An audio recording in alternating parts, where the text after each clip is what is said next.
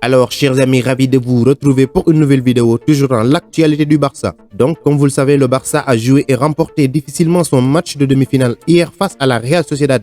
Victoire au tir au but, 3 buts marqués par le Barça contre 2 pour la Real Sociedad. Et plus de peur que de mal, la balle envoyée dans le ciel par Antoine Griezmann a été retrouvée ce matin par la NASA à des milliers de kilomètres de la Terre, c'est-à-dire dans la planète Mercure. Que peut-on tirer de ce match? Ça sera l'objet de notre vidéo, juste après l'intro.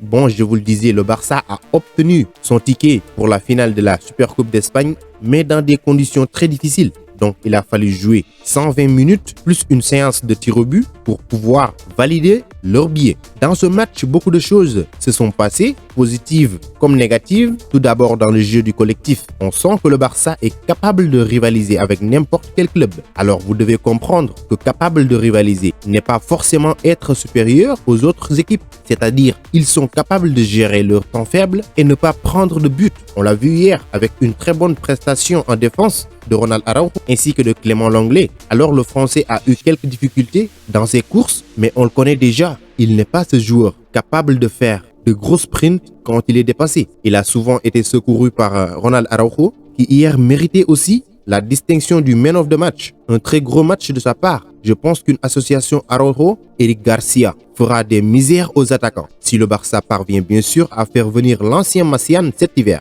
Aussi notre seul buteur dans le match, le néerlandais Frenkie de Jong. Alors lui, de match en match, il prouve le pourquoi le Barça s'était sacrifié il y a 2 ans pour lui. Alors la saison passée, il était un peu dans des difficultés, mais cette saison, il se lâche complètement. Que ce soit dans le secteur défensif comme offensif, il se démarque partout et les chiffres parlent pour lui. Cette saison, il a joué 24 matchs, toutes compétitions confondues, soit 2015 minutes. Il est l'un des joueurs les plus utilisés par Ronald Koeman. Et ça paye, même si au début, ça faisait trop parler, vu son utilisation excessive. Ainsi, il marque 3 buts cette saison et dans des moments très importants, soit le Barça est en difficulté, il donne l'avantage à son équipe, ou le cas contraire. Mais aussi, il fait 3 passes décisives, soit 0,13 passes par match. C'est fabuleux pour un milieu de terrain qui souvent même cette saison a joué en défense centrale à l'absence de Gérard Piqué ou même Clément Lenglet. En tout cas, son ascension dans cette équipe du Barça est juste remarquable. Reste à savoir s'il va continuer sur cette lancée jusqu'à la fin de la saison, voire même des saisons qui vont suivre. Il n'y avait pas que De Jong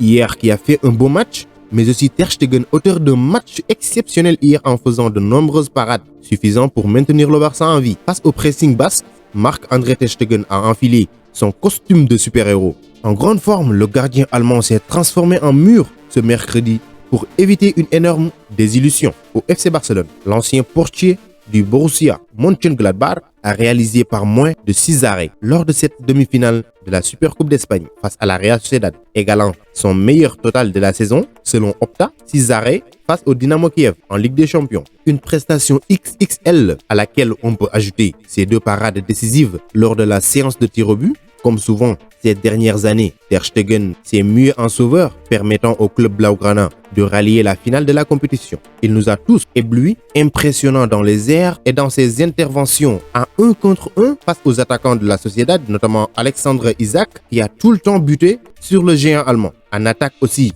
les hommes offensifs se sont montrés très ambitieux, même si tout n'a pas été au top, avec Dembélé qui a pourtant tenté à donner le meilleur de lui-même, mais il y avait beaucoup de déchets techniques dans ses dribbles, oubliant ainsi parfois ses coéquipiers en faisant de trop avec le ballon. Mais il avait le rythme et la ruse pour prendre le dessus sur Nacho Monreal, sur le flanc droit. Cependant, le Français a laissé beaucoup à désirer avec son produit final, mais aussi avec Antoine Griezmann qui a comme toujours travaillé dans l'ombre, lui qui était auteur de la passe qui amène le but de Frenkie de Jong quand le Barça en avait besoin. Et dans ce match, il a commencé au milieu de terrain en l'absence de Lionel Messi.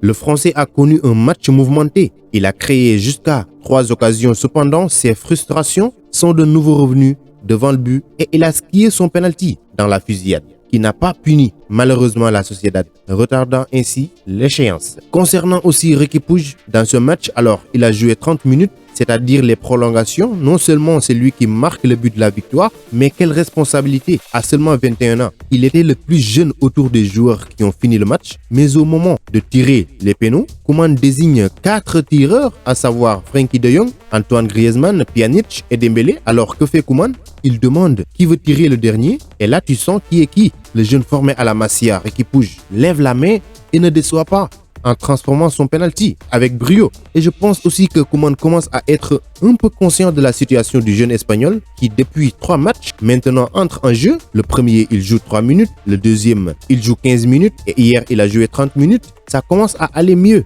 entre les deux. Et moi je suis pour une association Pedri González Riqui Puig accompagné de Frenkie de Jong qui est capable de défendre de temps en temps dans des situations où il le faut. Ça sera juste magnifique et bénéfique pour l'équipe qui a besoin de plus de profondeur et de fluidité. On le sent, le jeu du Barça n'est pas tout à fait convaincant. Même s'ils s'en sortent, quand même, il y a beaucoup de choses à améliorer, notamment dans ce secteur du milieu de terrain, qui, comme je le dis souvent, est l'âme d'une équipe de football. Et pour gagner un match, gagne d'abord la bataille du milieu. Ça, c'est évident. Ce Barça-là va s'améliorer. Il y a beaucoup de signaux qui le montrent, notamment avec l'individualité qu'on a au club, les joueurs jeunes qu'on a, si on compte sur eux, que ce soit en défense, au milieu de terrain et en attaque. Exemple d'un Francisco Trincao, qui je pense est un peu à l'image de Joao Félix de l'Atlético de Madrid, qui l'année passée en provenance du Benfica n'était pas totalement exceptionnel avec l'Atlético de Madrid. Et cette saison, on le voit, il a fait un début de saison remarquable avec l'Atlético de Madrid. Donc, laissons-lui le temps. Il est jeune, il a 21 ans. Il va apporter plus dans cette équipe du Barça,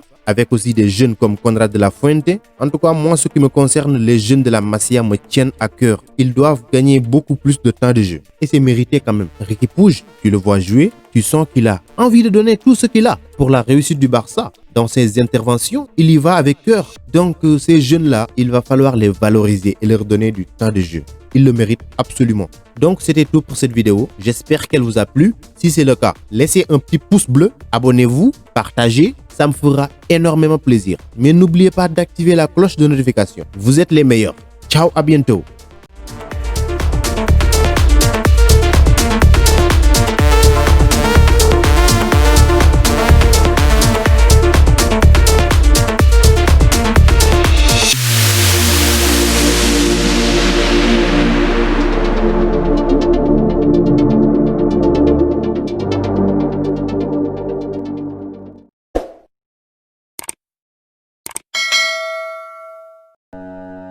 Pour échanger avec moi directement, c'est possible sur Instagram. Le lien se trouve dans la description, donc rejoignez-moi là-bas, ainsi que sur Twitter et même sur Facebook.